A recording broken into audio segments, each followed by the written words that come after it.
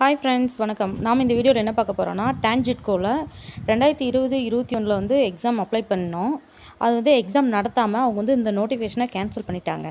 அதோட அமௌண்ட் எப்படி ரீஃபண்ட் பண்ணுறது அப்படின்னு சொல்லி, எப்படி அந்த ரீஃபண்ட் அப்ளை பண்ணி வாங்குறது அப்படிங்கிறத இந்த வீடியோவில் பார்க்குறோம். ஓகே, எல்லாத்துக்கும் எக்ஸாம் அப்ளை பண்ணவங்களுக்கு டான்ஜெட்கோலேருந்து இந்த மாதிரி ஒரு மெசேஜ் வந்திருக்கும்.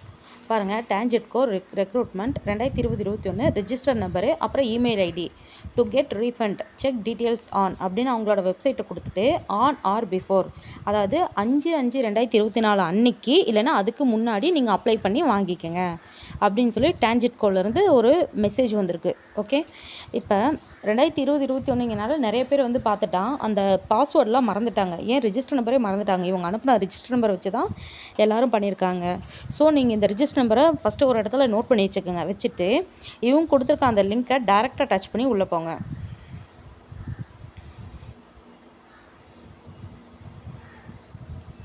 உள்ளே போயிட்டிங்கன்னா அந்த ஃபஸ்ட்டு பேஜில் ரீஃபண்ட் அந்த இது கொடுத்துருக்காங்க. ஓகே, அதில் ரீஃபண்ட் நியூ அப்படின்னு சொல்லி கொடுத்துருக்காங்களா. இதில் refund for cancelled direct recruitment notification issued 2021 user manual, அப்புறம் அப்ளை ரீஃபண்ட். ஓகே, நம்ம இப்போ அப்ளை ரீஃபண்ட் பார்க்க போகிறோம்.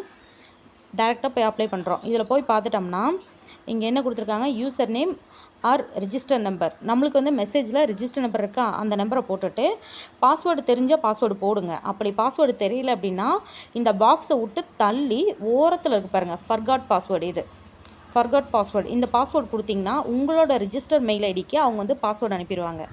ஓகே, அந்த பாஸ்வேர்டை போட்டுட்டு அப்புறம் இந்த வெரிஃபிகேஷன் கோடை போட்டு உள்ளே லாகின் பண்ணி போங்க.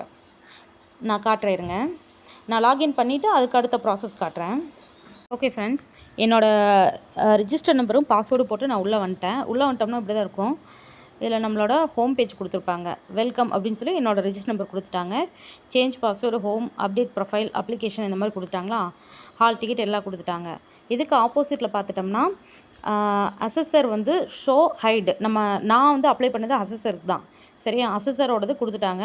இதில் நீங்கள் உள்ளே போய் பார்த்தீங்கன்னா பணத்தை திருப்பி அளிக்கப்பட்ட விவரங்கள், ஆல்ரெடி ரீஃபண்டட் அமௌண்ட், அதாவது எனக்கு வந்து அவங்க ரீஃபண்ட் பண்ணிட்டாங்க. ஓகே, அதனால் ஆல்ரெடி ரீஃபண்டட் அமௌண்ட் அப்படின்னு கொடுத்துருக்காங்க.